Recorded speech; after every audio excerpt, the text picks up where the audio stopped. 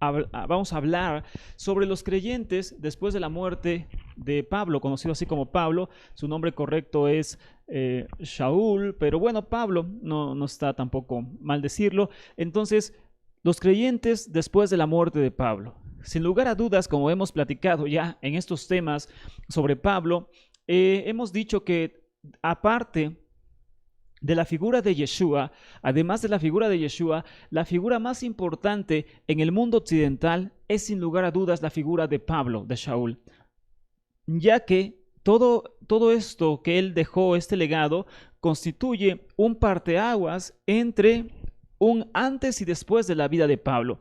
Es decir, que este mundo, como lo conocemos, no sería de la misma forma sin Yeshua, por supuesto, pero también sin el legado de Pablo de Tarso. Por lo mismo, la vida de Pablo nos dejó enseñanzas muy importantes que debemos de analizar siempre de la mejor forma posible, sin caer en fanatismo, ni extremismos, ni fundamentalismo, es decir, sin ser radical en algo, sino abrir siempre el corazón y la mente para aprender constantemente sobre todo esto. Así podemos aprender más cosas cuando nuestra mente está abierta. La gente que aprende cosas no es la gente más inteligente. La gente que aprende mucho no es la gente más inteligente. La gente que aprende mucho es la gente que abre su corazón y su mente a un constante aprendizaje. Ese es el que siempre está aprendiendo, siempre entiende que hay algo nuevo que conocer, siempre entiende que posiblemente aquello que ha conocido no lo conoció de la mejor forma, sino que hay algo que se puede aprender aún mejor. Es decir, como un profesionista que acaba su carrera en 4 o 5 años, entonces todo lo que le enseñaron ahí es como una base para desarrollarse ya en la vida, mas sin embargo él sabe que todavía puede seguir aprendiendo cosas más elevadas sobre su profesión y seguir avanzando y actualizándose constantemente.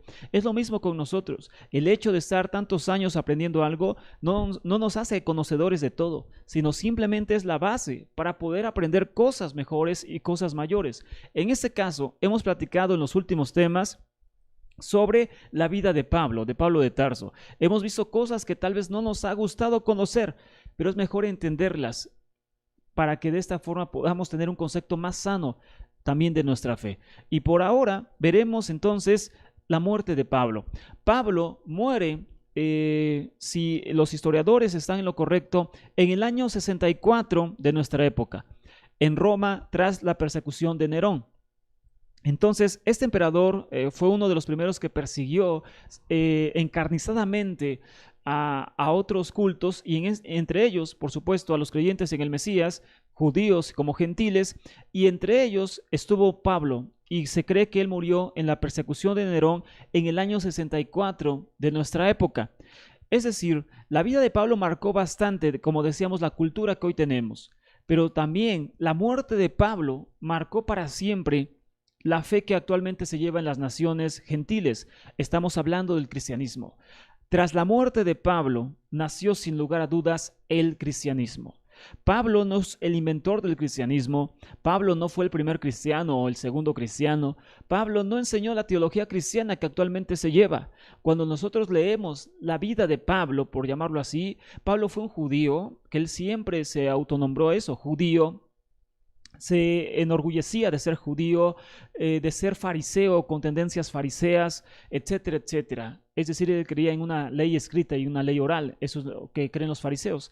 Es decir, Pablo siempre se enorgulleció de sus raíces, de su pueblo, de sus creencias y nunca, pero de los nunca, rechazó el judaísmo de su época. Esto no lo digo yo, sino los libros llamados Nuevo Testamento, pero también los historiadores más importantes del mundo. Pablo nunca rompió con el judaísmo, sino todo lo contrario. Pablo vivió su judaísmo al máximo, ahora con la creencia de que el Mesías había venido a esta tierra. Entonces, Pablo, por supuesto, no fue en ninguna manera el primer cristiano. Cuando analizamos la vida de Pablo, no podemos ver a un cristiano en Pablo, alguien que se reunía en una sinagoga en los días de Shabbat, sábado de Shabbat, alguien que circuncidaba todavía a gente judía, no gentiles, sino judíos, alguien que entró, según Hechos 22, a ofrecer sacrificios en el templo, alguien que se autonombraba fariseo de fariseos, etcétera. Es decir, no podemos ver a un cristiano en Pablo, Pero entonces, ¿de dónde viene el cristianismo? Lo vimos en la clase pasada. Por supuesto, no viene de Pablo, sino viene como un origen de las enseñanzas de Pablo mal entendidas, pero además de eso, viene después de la muerte de Pablo. Y por eso hoy estudiaremos sobre esto, los creyentes después de Pablo, después de que Pablo muere. Cuando hemos estudiado estos temas de Pablo, hemos visto cómo, aún dentro de la vida de Pablo, cuando hablábamos de Gálatas, cómo aún viviendo Pablo, los creyentes que él había enseñado se desviaban de sus doctrinas. Los creyentes no obedecían lo que él les decía. Y por eso con los Gálatas se enoja, se molesta bastante y les dice hasta insultos, porque le molesta que los había ido a visitar, los había ido a aconsejar personalmente y aún con todo eso no habían entendido y estaban desviándose de lo que él les había enseñado. Entonces, Pablo, aún con vida, era mal entendido, pero también los creyentes no se sometían totalmente a su enseñanza.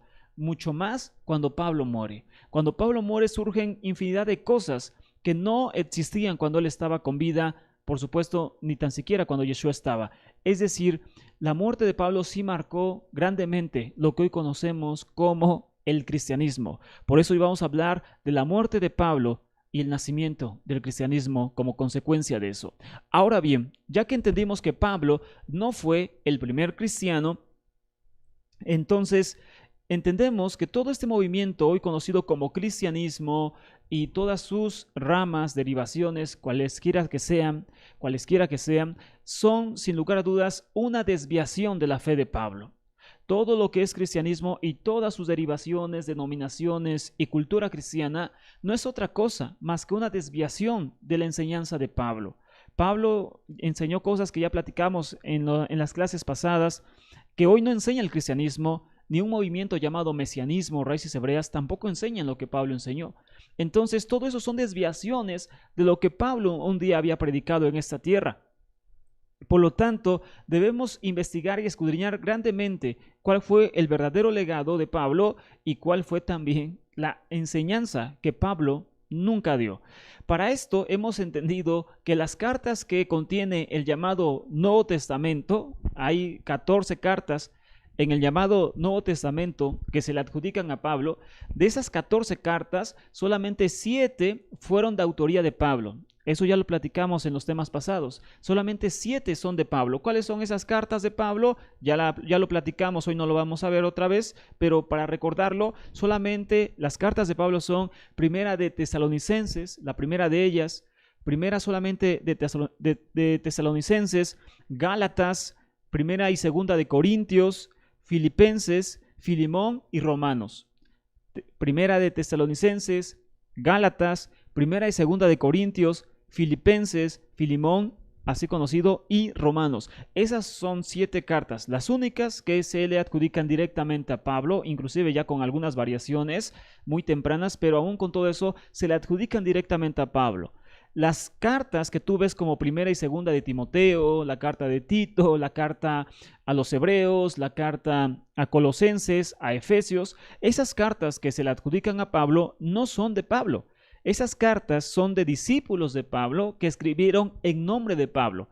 A este fenómeno se le conoce normalmente como pseudoepigrafía. Pseudoepigrafía. ¿Qué es la pseudoepigrafía o la pseudonimia? Pseudoepigrafía, así todo junto, o pseudonimia. Esto es, en otras palabras, que una persona hace un escrito en nombre de una persona famosa. Una persona que normalmente no tiene fama alguna hace a nombre de otra persona famosa alguna obra literaria. Y esto era bastante común en la antigüedad. Esto pasa también no solamente con las cartas de Pablo, que se le adjudican a Pablo y él no las escribió, sino también con los evangelios, como ya platicamos. Tú abres normalmente tu escritura o cualquier ciudadano del mundo abre una Biblia en el llamado Nuevo Testamento y ve que aparece Mateo, Marcos, Lucas y Juan. Y la mayoría de las personas piensa que los evangelios fueron escritos por ellos, por Mateo, por Marcos, Lucas y Juan. Es decir, que los discípulos de Yeshua fueron quienes escribieron los evangelios, pero eso también es un error. Eso tampoco es verdad. Eso no lo digo yo, sino también es ya demostrado abiertamente que también los evangelios son pseudoepigrafía, es decir, un autor desconocido firmó en nombre de Marcos, de Pablo, de Mateo, etcétera. Es decir, se le dieron esos nombres a los evangelios, pero su autor es anónimo. Nadie sabe quién los escribió realmente. Además de que los evangelios son unas obras muy tardías, se escribieron mucho tiempo después de Yeshua, hablamos del año 90 y demás, el año 100 en el Evangelio de Juan, etcétera. El caso es que son obras ya muy lejanas de la vida de Yeshua, están muy despegadas de la vida de Yeshua. El caso es que este fenómeno de escribir en nombre de otra persona lo tenemos en el llamado Nuevo Testamento, donde existen cartas que se le adjudican a Pablo, pero Pablo no las escribió, nunca las escribió. Entonces, ¿qué pasa con esto? Este fenómeno, decíamos, no es extraño en la antigüedad, es decir, no intentaban engañar a alguien, sino que esto era algo muy común y válido en la antigüedad, que un alumno hablara en nombre de su maestro, que un discípulo escribiera en nombre del maestro. Esto lo hicieron los griegos y otras culturas, inclusive en la misma escritura hay salmos que se le adjudican a David y no los escribió David, o se le adjudican a Salomón y no lo hizo Salomón. Hay una parte del libro de Isaías, eso ya no se los platiqué ayer cuando vimos sobre el origen del mal. Hay una parte del libro de Isaías, sobre todo la última parte, que no lo escribió Isaías, no lo escribió el profeta Isaías, eso lo dicen los expertos judíos. No lo escribió Isaías, sino que es otro profeta que escribe en nombre de Isaías. Se le conoce en el estudio bíblico como el segundo Isaías. Es decir, hay otro profeta que empieza a hablar en nombre de Isaías, pero no es Isaías quien está escribiendo todo eso que vemos sobre todo en la última parte del libro de Isaías.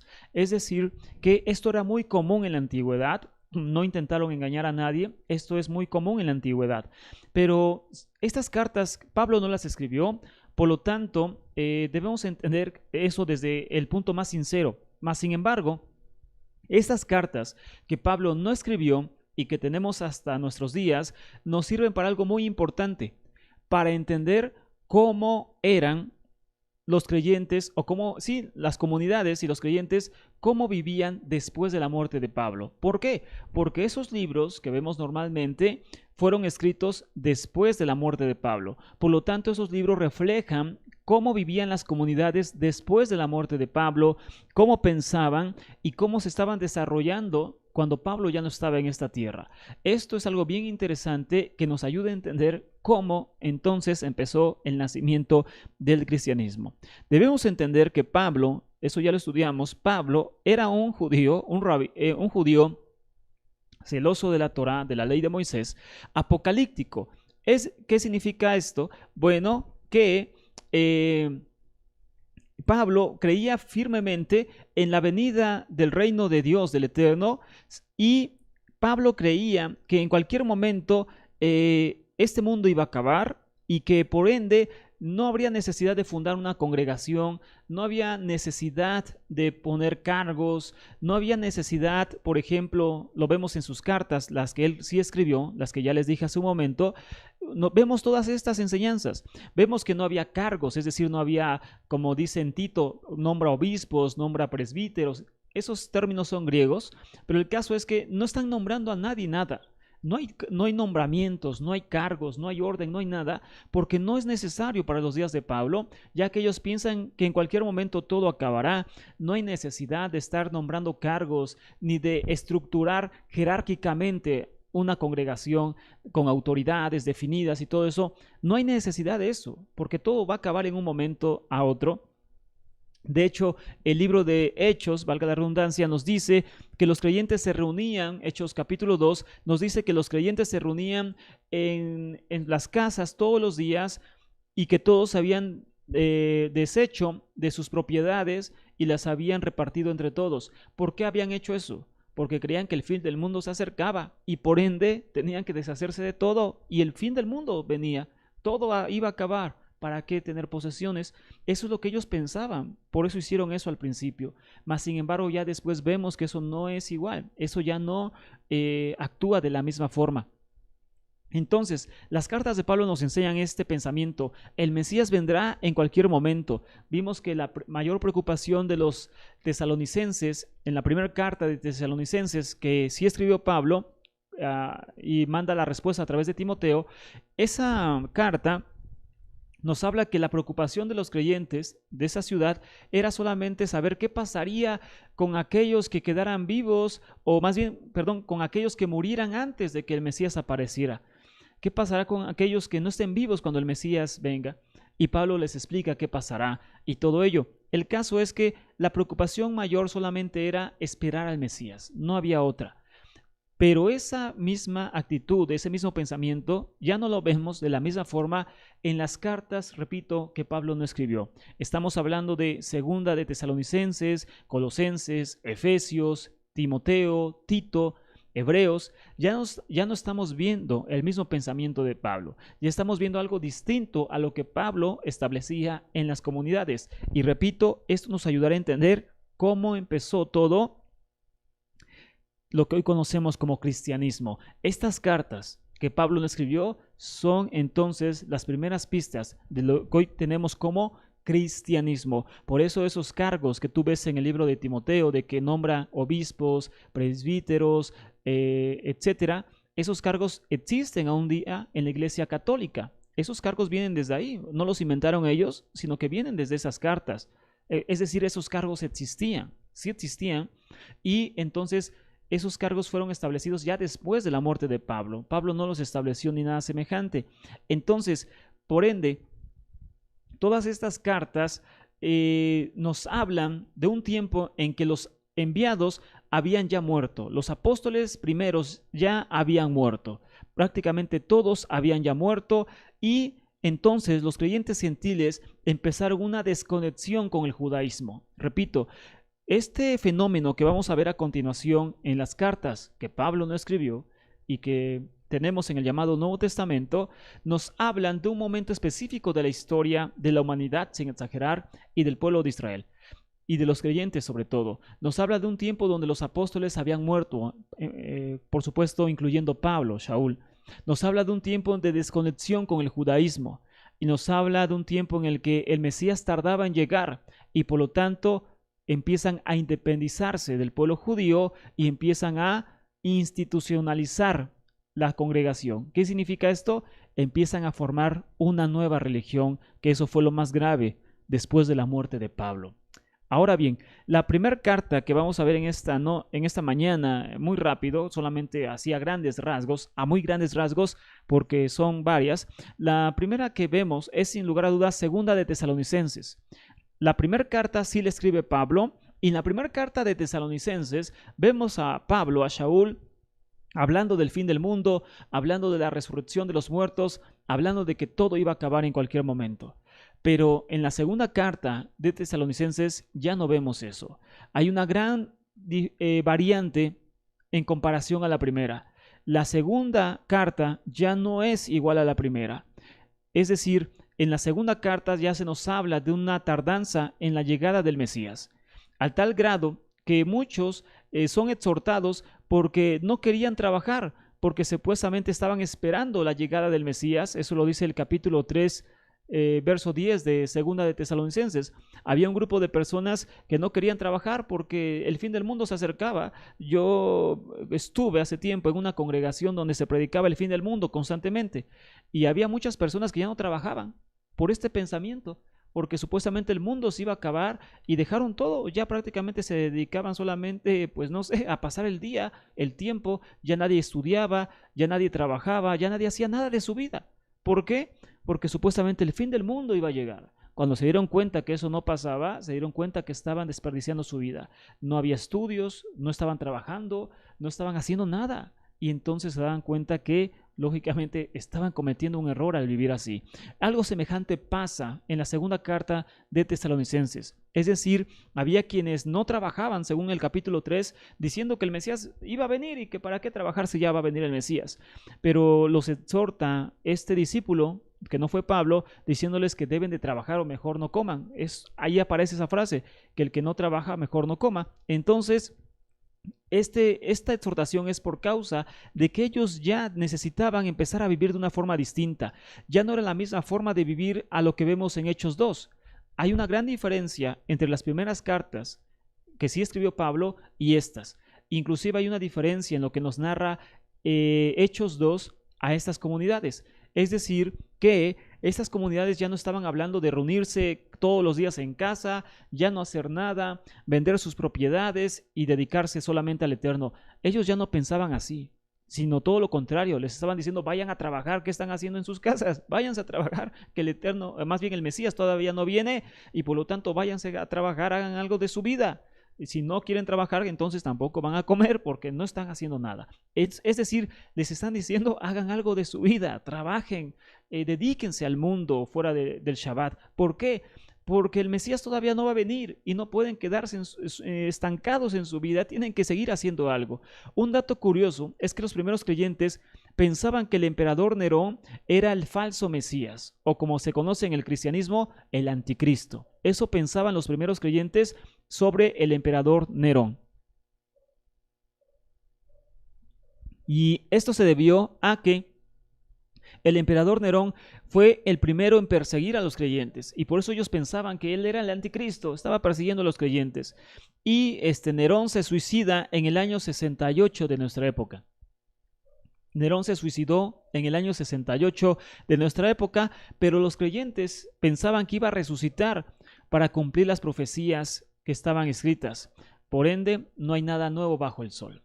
Siempre se ha creído que el anticristo, el antimesías es X o Z, pero siempre se ha fallado en su deducción. Entonces, esto no es nuevo. Los primeros creyentes pensaban que Nerón era el falso Mesías, era el anticristo, todo eso. Y era porque los había empezado a perseguir, pero nada de eso fue real. El caso es que vemos una gran diferencia entre el comienzo de los creyentes en Yeshua después de su muerte, las primeras comunidades de Pablo, y lo que estaba pasando ya después de la muerte de los enviados, conocidos como apóstoles, y en una rotura de los creyentes gentiles con el judaísmo, al grado de que ellos ya empezaban a entender que el Mesías iba a tardar en venir y por lo tanto su vida empezó a cambiar en su comportamiento. Repito, ya no se reunían todos los días en las casas como Hechos 2, vendiendo sus propiedades y dándoselas entre todos. Ya no pasaba eso. ¿Ahora qué pasaba? Ahora tenían que salir a trabajar, tenían que seguir con su vida mientras el Mesías no llegaba. Ahora, otra carta que se le adjudica a Pablo es la carta de Colosenses. Esta es una carta que sin lugar a dudas cualquier persona a la cual tú le preguntes te va a decir, por supuesto, esta carta le escribió Pablo, le escribió Shaul, pero no es así. La carta a los Colosenses no la escribe Pablo. También es un discípulo de Pablo que la escribe, mas no es él. Es decir, ¿por qué nos damos cuenta? ¿Por qué los estudiosos, no yo, sino los sabios del mundo, se dan cuenta que esas cartas no las escribió Pablo? Por el mensaje que trae, porque el mensaje es muy distinto a la enseñanza de Pablo en cuanto a los tiempos. Las cartas nos marcan un tiempo específico que estaban viviendo los creyentes y era un tiempo muy diferente al tiempo en el que Pablo vivió. Por esto esta carta va dirigida a una pequeña comunidad importante en los días de Pablo, Colosas, que es una ciudad cerca de Éfeso y Mileto y que mantenía contacto con otras comunidades como de Laodicea y Hierápolis. Es decir, esta era una comunidad pequeña pero muy importante. La carta se centra en refutar a los adversarios que habían introducido enseñanzas ajenas a la fe que Pablo les había dejado. Y entonces en Colosenses vienen varias cosas que por supuesto, como todo, la gente ha malinterpretado, donde dice que en el Mesías habita la plenitud de la deidad y dicen, ya ven cómo es Dios el Mesías, porque ahí dice que no sé qué tanto, y infinidad de cosas sin sentido porque no entienden en qué tiempo está escrita esta carta, no entienden de qué están hablando. no entienden a quién están refutando. La carta a Colosenses es una carta hecha para refutar doctrinas que estaban siendo introducidas en esa comunidad, sobre todo doctrinas de origen gnóstico. Es decir, y después este movimiento gnosticismo o los gnósticos se vuelve un movimiento muy, pero muy grande después de la muerte de Pablo, al grado de que ellos son los originarios o los que dan lugar a lo que hoy se conoce como el Nuevo Testamento. Es decir, ellos fueron los primeros que tomaron cartas de Pablo y un evangelio para empezar a enseñar con eso en vez de usar la Torá. Ellos fueron los primeros que lo hicieron históricamente a través de un hombre llamado Marción. Entonces, estas personas crecieron bastante, los gnósticos, el gnosticismo, y esta carta de Colosenses busca refutar a los gnósticos, quienes creían que el universo era dirigido a través de los ángeles y que los ángeles eran los intermediarios entre Dios y la humanidad, y que los ángeles junto con el Eterno formaban la divinidad. Es decir, que los ángeles eran muy importantes al grado de que ellos junto con el Eterno formaban toda la plenitud de la deidad. Entonces ya tiene sentido ese pasaje. Ellos creían que los ángeles y el Eterno formaban la plenitud de lo divino. Se le conocía como pleroma en el lenguaje gnóstico. El pleroma o la plenitud era los ángeles junto con Dios, eran la divinidad. Es decir, que Dios no era independiente, sino que una extensión de Dios eran los ángeles. Y por lo tanto, en esta carta se habla de esto, del culto a los ángeles. Se habla, por ende, de que los principados, los ángeles, por supuesto, no tienen ese poder que se le adjudicaba este movimiento, y que, por supuesto, el que tenía realmente esa autoridad era el Mesías. Y por eso ahora entendemos un poquito por qué se toca ese punto de que en el Mesías habita la plenitud de la divinidad. Es que era una forma de refutar esas enseñanzas gnósticas de que los ángeles eran poderosos, eran fuertes más que el Mesías, y sobre todo que junto con el Eterno formaban la plenitud de la deidad. Es decir, que no era importante el Mesías, lo más importante eran los ángeles y el Eterno, y que juntos hacían toda la divinidad. Y esto lógicamente no es parte de la enseñanza judía, sino que viene de otras religiones. El caso es que esta carta de Colosenses se centra bastante en refutar todos estos pensamientos que estaban entrando a esa comunidad. Por eso cuando tú la lees, entonces miras argumentos como este sobre el culto a los ángeles, sobre la plenitud del Eterno, sobre los rudimentos del mundo, etcétera, etcétera. Es decir, había un caso específico en esta comunidad, y por lo mismo se empieza a refutar toda esta enseñanza pues lógicamente errada. Otra carta que se le adjudica a Pablo, lo estamos viendo a grandes rasgos por el tiempo, pero basta saber que esto era lo que pasaba después de la muerte de Pablo, y ya viene después algo muy tremendo e importante, que es tristemente el nacimiento del cristianismo. Pero otra carta que se le adjudica a Pablo es la carta a los Efesios. Repito, cualquier persona a la cual tú le preguntes, bueno, ¿quién escribió Efesios?, te va a decir sin lugar a dudas que lo hizo Pablo. Pero no es así. Pablo no escribió la carta a los Efesios, sino discípulos de Pablo. Entonces, la carta a los Efesios es bastante común a la carta de Colosenses en parte, pero también tiene como doctrinas, por llamarlo así, sacadas de las cartas anteriormente escritas por Pablo. Aquí tengo una lista, pero solamente es para que tú compares. Si quieres anotarla, no vamos a tocar muchas cosas, solamente es para que tú sepas que esta carta fue sacada de cartas que ya existían y que Pablo escribió. Por ejemplo, fueron sacadas de citas de Romanos, de Gálatas, de Corintios, sobre todo esas tres cartas, Romanos, Gálatas y Corintios, donde leemos prácticamente lo mismo que Efesios está enseñando. Es decir, esta carta es muy semejante a las cartas que ya habían sido escritas, y es como una repetición de las doctrinas de Pablo. Y entonces, estas cartas mostraban la necesidad que había en ese momento de las comunidades, repito, después de la muerte de Pablo. Los puntos más importantes entre Efesios y Colosenses son cartas que se parecen bastante, son las siguientes. Por ejemplo, la carta a los Efesios habla lo mismo que Colosenses en cuanto a la redención y perdón.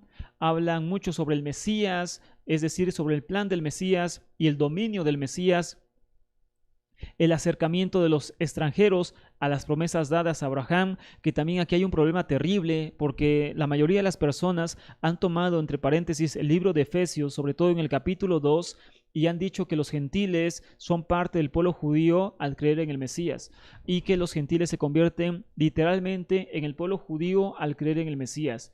¿Por qué? Porque Efesios 2:12 dice que antes estábamos lejos de la ciudadanía de Israel, porque Efesios 2:19 dice que ahora eres parte de la familia de Dios, etcétera, conciudadano de los santos. Y entonces este tipo de citas las usan también Efesios 3 para decir que los gentiles son entonces parte del pueblo judío, es decir, que o son las tribus perdidas o cosas como esas. Pero ¿por qué hacen eso? Porque no entienden ni tan siquiera que esta carta no la escribió Pablo. Eso es lo primero que no entienden. No entienden en qué tiempo está siendo escrita y tampoco entienden la teología de Pablo, que Pablo nunca enseñó que los gentiles eran exactamente el pueblo judío o eran Israel o cosas como esas, sino que Pablo enseñó que los gentiles eran hechos partícipes de las promesas dadas a Abraham, que es algo distinto. ¿Y cuál es la diferencia? En que el ser partícipe de las promesas dadas a Abraham no exactamente los hace judíos. Es decir, está escrito que en la simiente de Abraham serían benditas las familias de la tierra. Esa bendición se cumplió, según Pablo en Gálatas, a través del Mesías. Es decir, que el gentil que viene tiene una herencia, una promesa cuando el Mesías aparezca.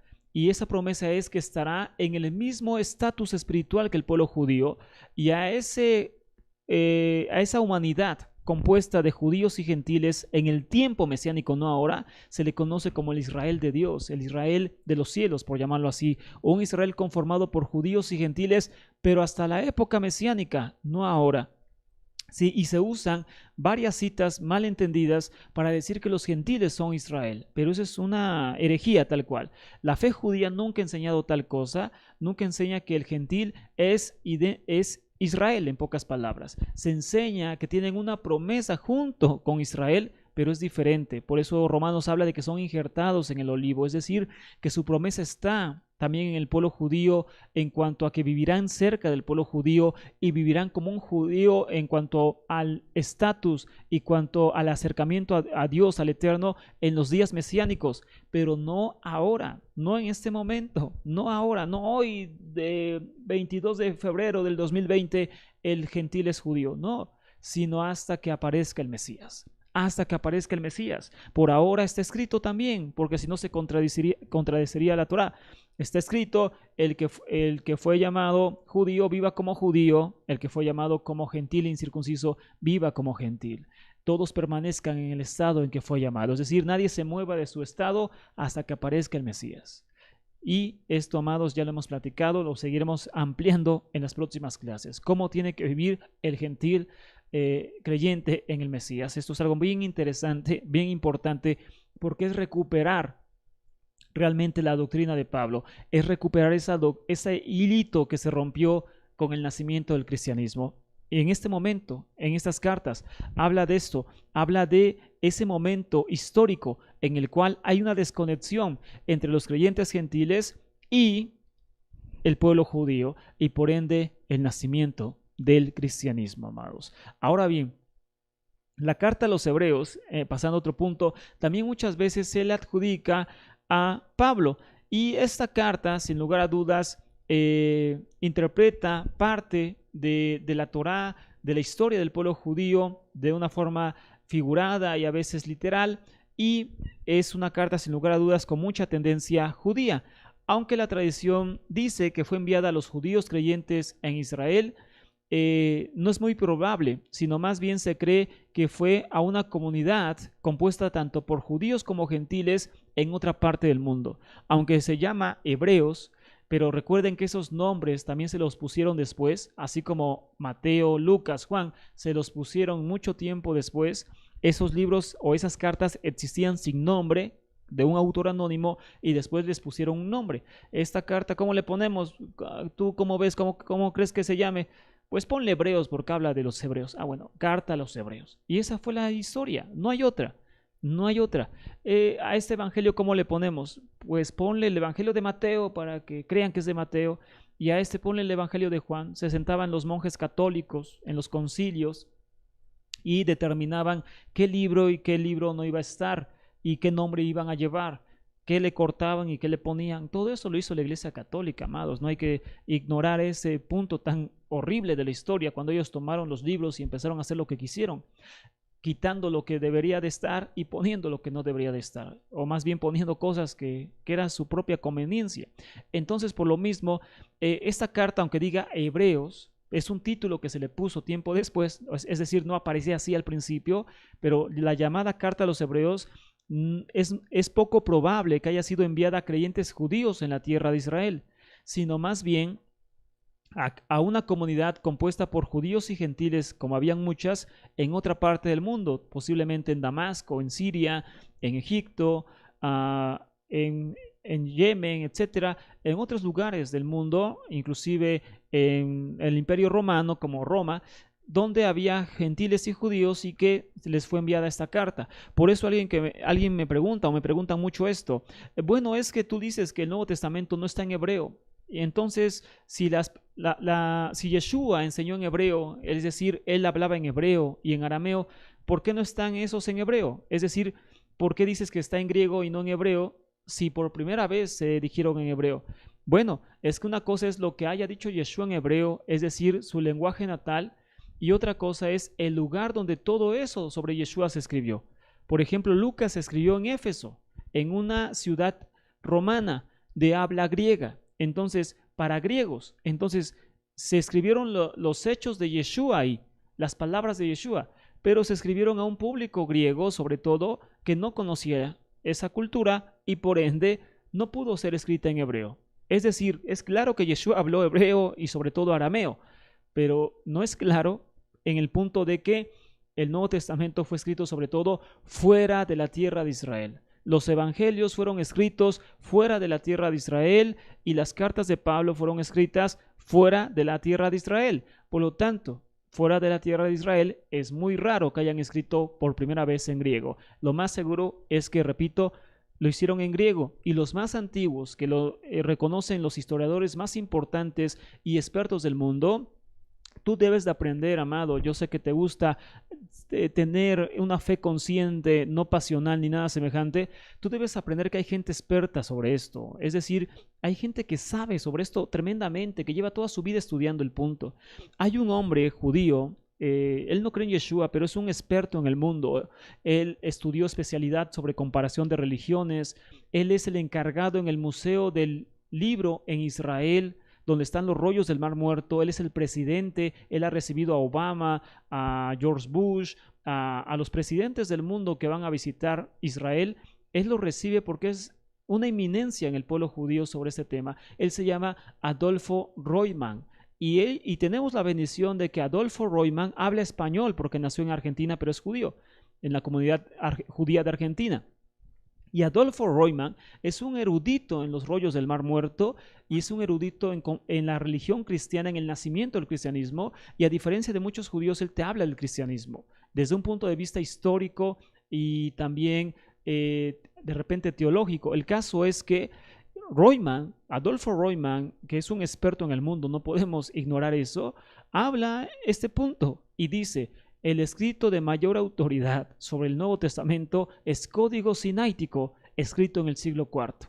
Él lo dice, el escrito de mayor autoridad en el Nuevo Testamento, y está hablando un erudito en los rollos del Mar Muerto, no cualquier persona, dice, es, sin lugar a dudas, Código Sinaítico, escrito en el siglo IV, que contiene toda la Biblia hebrea y el Nuevo Testamento completo. Ese es el documento más antiguo que tenemos del Nuevo Testamento, no dicho por mí, sino por los expertos más importantes del mundo. Repito, Adolfo Royman el líder, el presidente del Museo del Libro en Israel, donde están los rollos del Mar Muerto, y que él lleva exposiciones a todo el mundo, amados, a las universidades más importantes del mundo. Aquí estuvo dando una conferencia en Ciudad de México apenas, en una universidad. Es decir, este hombre, amados, es una eminencia literalmente.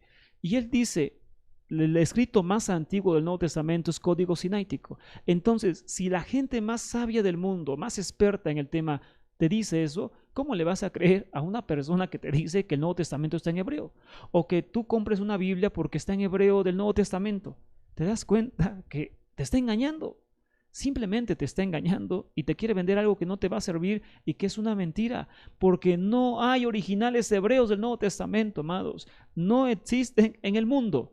Mateo Shen Tov, que está en hebreo, Mateo de Dutilet, que está en hebreo, y el libro de Juan, que actualmente se está sacando en hebreo según porque estaba escondido en el Vaticano, todos esos libros sí están en hebreo, pero son copias del griego, son traducciones del idioma griego al hebreo, que es diferente, no son originales, son copias de un griego al hebreo, eso es todo, y fueron escritos sobre todo en la Edad Media, y después fueron escondidos o algunos también quemados en la Inquisición, pero no son originales, son traducciones al hebreo, que es diferente, pero su original es griego siempre. Entonces eso es bien importante para tomar un punto de vista más real, más académico y menos pasional, menos fanático, menos fundamentalista.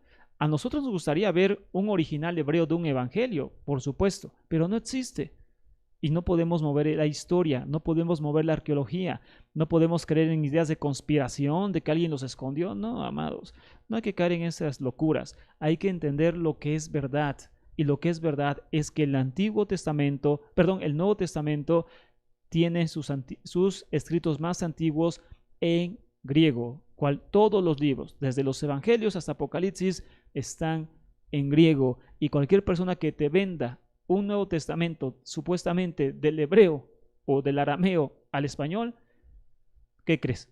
Te está mintiendo, te está engañando, te está estafando, en pocas palabras. Sea quien sea, aunque sea conocido, te está estafando, porque no existen.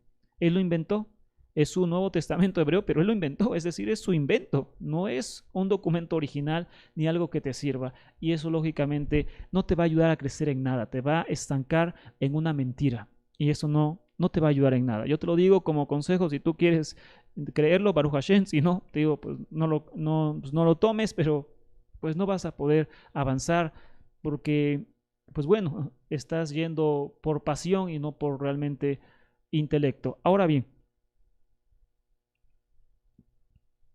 repito, la carta a los hebreos no fue escrita, no hay pruebas de que haya sido escrita para judíos de Israel, sino para una comunidad fuera de Israel, y por eso está en griego. Ahora bien, Hebreos vuelve a tocar el mismo punto sobre la superioridad del Mesías por encima de los ángeles, que era una doctrina muy importante, la enseñanza del nuevo santuario, el nuevo Cohen, nuevo servicio y por lo tanto una transformación de la Torah, entre muchas otras cosas. Baruch Hashem, desde el siglo XIX los investigadores han propuesto diversos personajes como el autor de Hebreos, como Lucas, otros dicen que fue Bernabé, Clemente de Roma, Apolo, etc. Pero la autoría de Hebreos solamente es mera especulación, es decir, nadie en el mundo sabe quién escribió Hebreos. Nadie, repito, son documentos. Haz de cuenta que este documento, así son las cartas que no escribió Pablo y la carta de Hebreos y los evangelios. No, eso es la historia, amados, no es mi idea. Este es un papel escrito, tiene unas letras, ¿no? Tiene unos apuntes. Y no tiene ningún nombre, es decir, si tú te encuentras esta hoja, no tiene ningún nombre. ¿Quién escribió esto? ¿Quién sabe? No sabemos quién lo escribió. Solamente ves un escrito y se acabó. Así son las cartas que no escribió Pablo y también Hebreos y también los evangelios. Son documentos escritos sin autor. Nadie sabe quiénes lo escribieron. Los títulos que tú ves como Mateo, Marcos, Lucas, se los pusieron ya más tarde en el cristianismo. O el libro de Hebreos se lo pusieron porque le sonó a hebreos, es decir, porque hablaban de judíos, hablaban de la Torá y dijeron, pues hay que ponerle Hebreos. ¿Cómo le ponemos? Pues búscale un nombre, ponle Hebreos. Eso es todo, amados. Esa es la historia, aunque suene trágica, esa es la historia. no tienen realmente un título, sino que se los pusieron mucho tiempo después, de acuerdo a lo que ellos sentían que tenía como sentido. Habla de hebreos, ponle hebreos, y la gente cree que fue escrita para hebreos de Jerusalén y no es así. Fue escrita para una comunidad fuera de Israel, que había judíos, pero también había gentiles. Entonces, una comunidad fuera de la tierra de Israel, que lo más seguro es que hablaban poco hebreo. Ahora bien, por último, las dos cartas pastorales de Primera de Timoteo y Tito. Primera y Segunda de Timoteo y Tito. Estas cartas se conocen como las cartas pastorales, Primera y Segunda de Timoteo y la carta de Tito, también adjudicadas a Pablo, pero Pablo no las escribió, amados, ¿ok?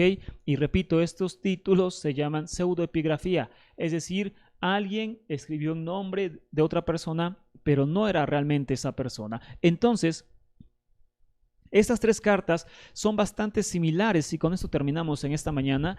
Estas tres cartas son bastante similares entre sí, tanto Primera y Segunda de Timoteo como la carta de Tito. Son bastante similares en su estilo, temas y ambiente en el que fueron escritas.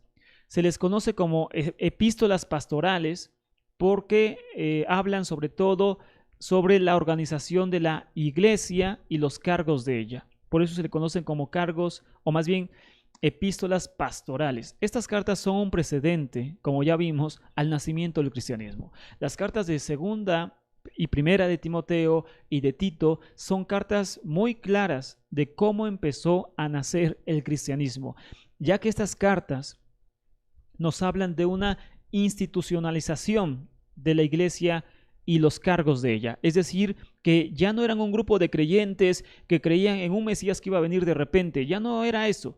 Las cartas ya ahora eran otra cosa, eran una institución. Es decir, ya vamos a tener una institución, vamos a tener nuestros propios libros, vamos a tener nuestros propios lugares de reunión, vamos a tener nuestra propia fe y nuestros propios cargos.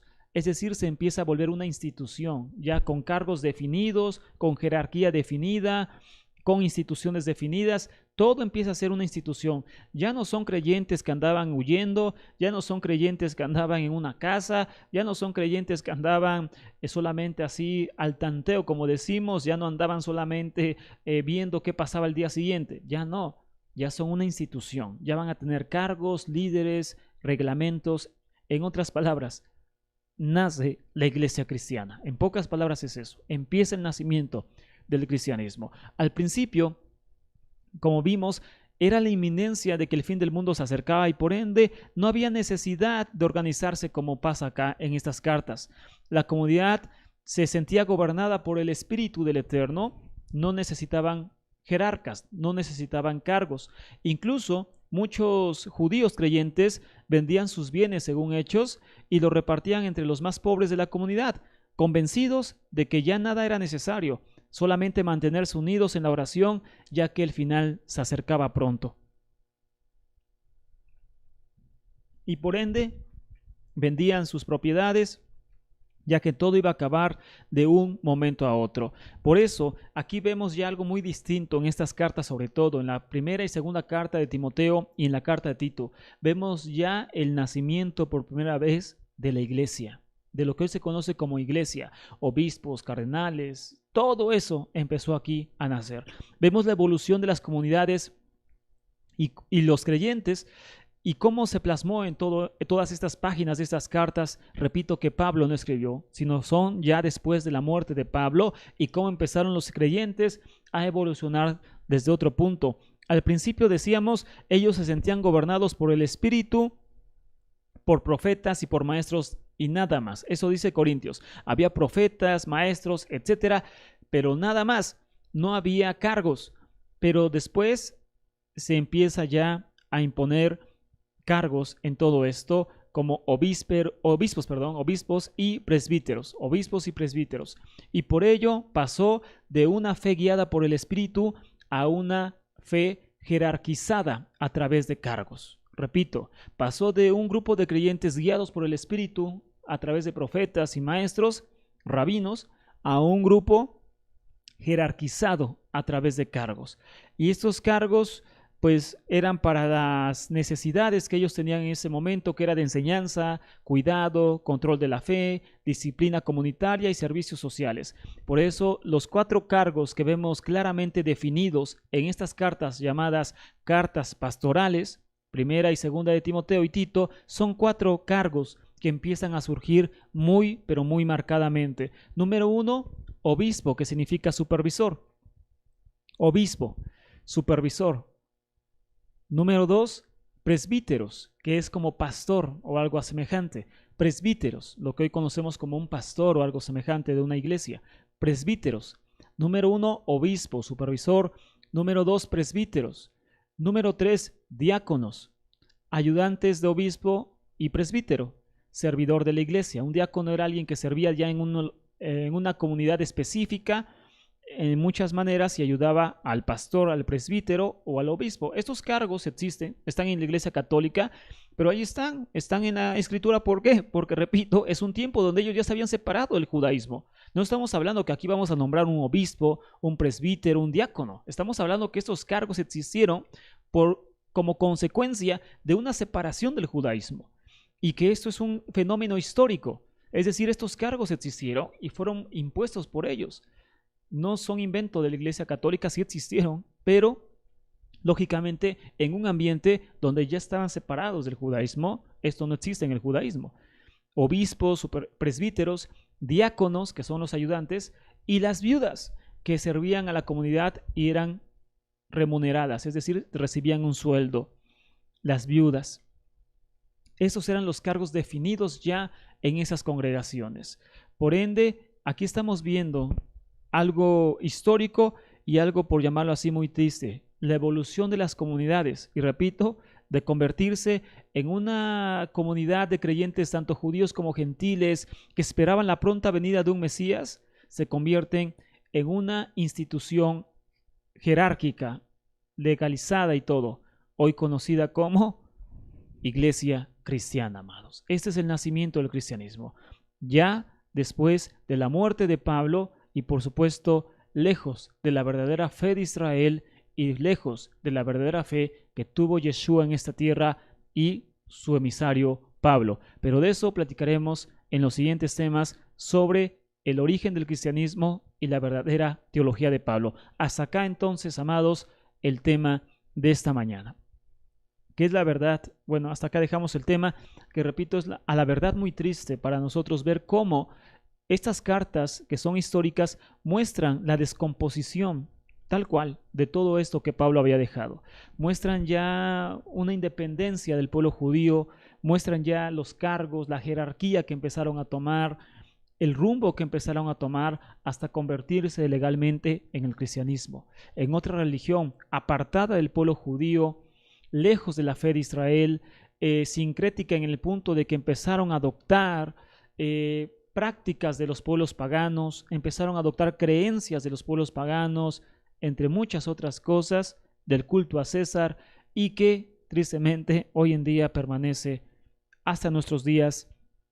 Y muchas personas piensan que es la fe que Pablo dejó, pero no es así. Es realmente la fe que nació, lamentablemente, después de la muerte de Pablo, amados.